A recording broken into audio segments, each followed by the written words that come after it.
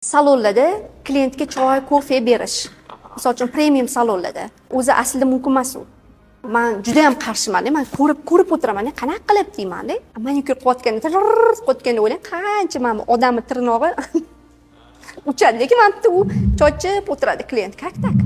Klientga o'rgatishimiz kerak. Biz u madaniyat choramiz. Klientda o'zida madaniyat yo'q. Keladi, choy, kofe yo'qmi deydi. Qanaqa qilib o'ziga позволять qiladi? Odamlarning chochi kesilgan, tirnoqlar olingan joyda nimadir yeyishi. Mana menga misol uchun kimdir salonga borsam choy ichasizmi desa yo'q deyman. Taskallasdan so'rayapti deyman. Sal farosati bor odam aytish kerakki, yo'q, men oyog'imni yuvatsam, men bu yerda qanaqa qilib narsa yeyishim kerak deyish kerak. Yoki bo'lmasa men bitta tirnog'imni pilkalab olsam, bu yerda qancha chang chiqadi. Tirnoqdan ozmuncha chang chiqmaydi. Manikyur shitsalar tirnoqni to'g'rilashayotganda o'sha bitishga so'rib olib kirib ketadi changi. O'shani chiroqda ko'rsangiz bilasizmi, qanaqa chang kirib ketadi.